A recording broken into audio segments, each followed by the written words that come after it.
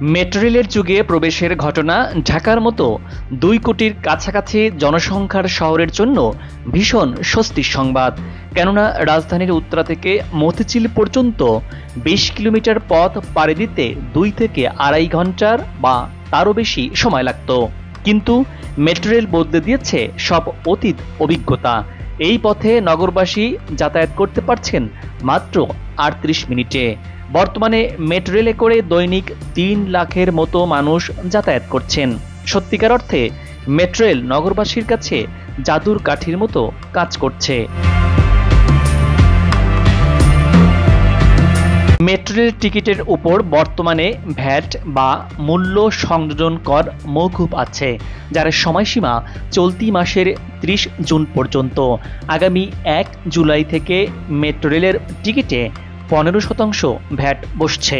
২০২৪-২৫ অর্থ বছরের প্রস্তাবিত বাজেটে ভ্যাট মওকুফের সময়সীমা বাড়ানোর বিষয়ে কিছুই বলেননি অর্থমন্ত্রী আবুল হাসান মোহাম্মদ আলী।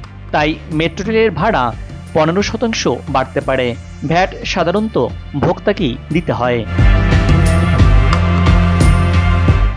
২০২২ সালের ডিসেম্বর মাসে উত্তরা থেকে আগারগাঁও পর্যন্ত মেট্রো রেল চালু হয়েছিল। গত বছর থেকে পুরোদমে মতিঝিল পর্যন্ত চলছে ঢাকা মেট্রো রেল। বর্তমানে প্রতিদিন কম বেশি ২.৫ লাখ যাত্রী পরিবহন করে এই নগর পরিবহন ব্যবস্থা। ২০২৩ সালের শুরু থেকেই মেট্রো রেলের টিকিটের উপর ভ্যাট আরোপের উদ্যোগ নেয় এনবিআর। ওই বছরের ২২ জানুয়ারি ঢাকা দক্ষিণ ভ্যাট আরোপের আহ্বান জানিয়ে ঢাকা মাস ট্রানজিট কোম্পানি লিমিটেডকে চিঠি দেয়। পরে মেট্রো রেল কর্তৃপক্ষের সঙ্গে এনবিআরের একাধিক বৈঠকও হয়, তবে ভ্যাট আরোপ থেকে এনবিআর শেষ পর্যন্ত পিছিয়ে আসে। ২০২৩ সালের মে মাসে এনবিআর প্রজ্ঞাপন জারি করে জানায় ২০২৪ সালের জুন পর্যন্ত মেট্রো রেলের টিকিটের উপরে ভ্যাট মওকুফ থাকবে। ৬ জুন বৃহস্পতিবার অর্থমন্ত্রী আবুল হাসান মোহাম্মদ আলী জাতীয় সংসদে ২০২৪-২৫ অর্থ বছরের যে বাজেট প্রস্তাব পেশ করেছেন, প্রস্তাবিত বাজেট নিয়ে সংসদে আলোচনা হবে। প্রস্তাবিত বাজেট পাশ হবে ৩০ জুন। এ সময়ের মধ্যে নতুন কোনো সিদ্ধান্ত না হলে ১ জুলাই থেকে মেট্রো রেলের টিকিটে নতুন করে ভ্যাট কার্যকর হবে। ভ্যাট বিভাগের আদেশে বলা হয়েছে, রূপকল্প ২০৪১ অনুযায়ী উন্নত দেশের কাতারে যাওয়ার লক্ষ্য সামনে রেখে দেশে বিভিন্ন ধরনের উন্নয়নমূলক কার্যক্রম চলছে। সেজন্য সরকারকে প্রতিনিয়ত অর্থের যোগান দিতে হচ্ছে, যা মূলত আহরিত হচ্ছে প্রত্যক্ষ এবং পরোক্ষ করের মাধ্যমে। আগামী ১ জুলাই থেকে মেট্রো রেলের টিকিটে যে ভ্যাট বসানোর সিদ্ধান্ত নিয়েছে এনবিআর, এই ভ্যাটের কারণে দূরত্ব ভেদে টিকিটের দাম ১ থেকে ১৫ টাকা পর্যন্ত বাড়তে পারে।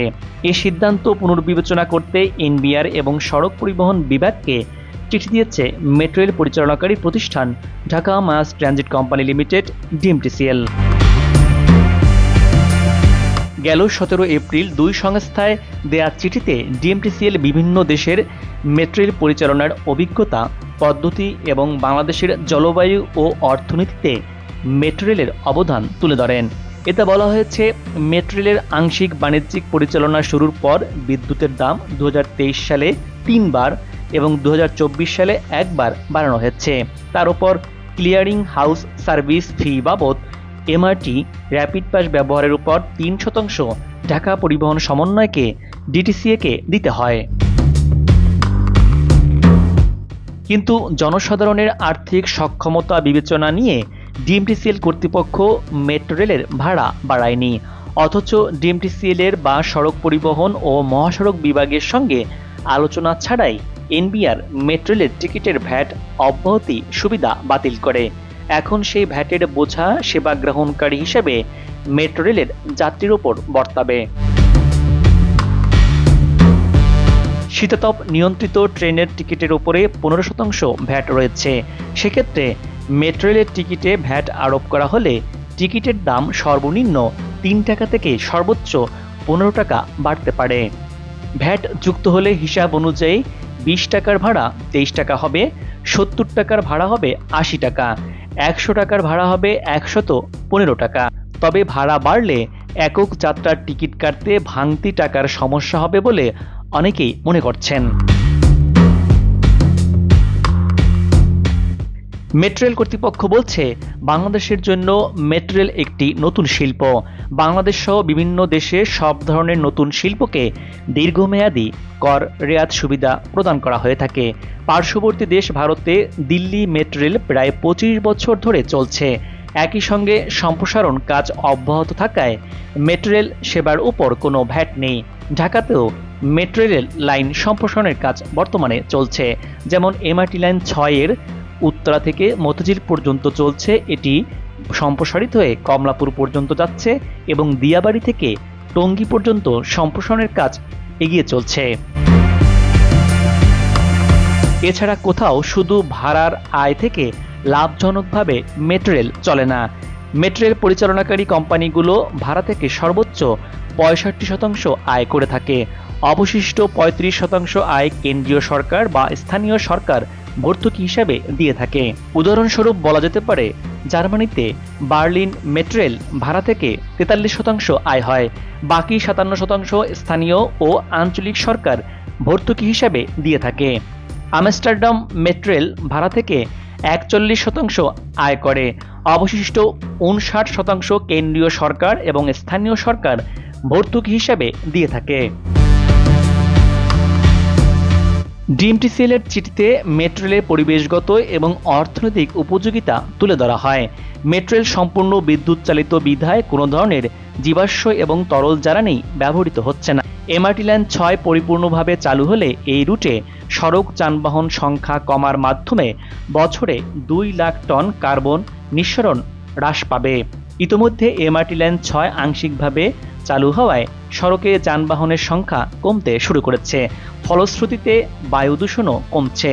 এছাড়া মেট্রোরেল যানজট নিরসনে গুরুত্বপূর্ণ ভূমিকাও পালন করছে। এতে কর্মঘণ্টা সাশ্রয় হচ্ছে, ঢাকা নগরবাসীর জীবনযাত্রায় ভিন্ন মাত্রা এবং গতি যুক্ত হয়েছে। এমআরটি লাইন 6 এর সম্পূর্ণ অংশ পরিপূর্ণভাবে চালু হওয়ার পর মেট্রোরেল পরিচালনাকালে দৈনিক ট্রাভেল টাইম খরচ বাবদ প্রায় 8,38,00,000 টাকা এবং যানবাহন পরিচালনা খরচ বাবদ প্রায় 1,18,00,000 টাকা সাশ্রয় হবে। এই সাশ্রয়কৃত অর্থ দেশের অর্থনৈতিক উন্নয়নে ইতিবাচক ভূমিকা রাখবে। স্মার্ট গণপরিবহন 1 টাকা বিনিয়োগ করলে অর্থনৈতিক কর্মকাণ্ডে এবং কর্মসংস্থানে 3 টাকার সুযোগ সৃষ্টি হয়। মেট্রোরেলের অর্থনৈতিক প্রভাব ব্যাপক এবং বিস্তৃত। ফলশ্রুতিতে জিডিপি প্রবৃদ্ধির হার সামঞ্জস্যপূর্ণভাবে বৃদ্ধি পায়। কর্মসংস্থান সৃষ্টিতে মেট্রোরেল ভূমিকা রাখবে। 2030 সাল নাগাদ মেট্রোরেল পরিকল্পনা বাস্তবায়িত হওয়ার পর শুধু ডিএমটিসিএল এর অধীনে নতুন 12,000 গ্র্যাজুয়েট প্রকৌশলী এবং মাঠ প্রকৌশলীদের চাকরির সংস্থান হবে। এরই ধারাবাহিকতায় ফরওয়ার্ড এবং ব্যাকওয়ার্ড লিঙ্কেজ শিল্প স্থাপন ও সেবা কার্যক্রমের মাধ্যমে আরও 4 গুণ নতুন কর্মসংস্থান সৃষ্টির সম্ভাবনা রয়েছে। ফলশ্রুতিতে মেট্রোরেল নেটওয়ার্ক নির্মাণ, রক্ষণাবেক্ষণ এবং পরিচালনার জন্য দেশের অভ্যন্তরে দক্ষ জনশক্তি তৈরি হবে। এ দক্ষ জনশক্তি দেশের চাহিদা পূরণ করেও বিশ্বের বিভিন্ন দেশের সম্প্রসারণ মান মেট্রোরেলে কাজ করতে পারবে। এতে বাংলাদেশের রেমিটেন্সে ইতিবাচক প্রভাব পড়বে।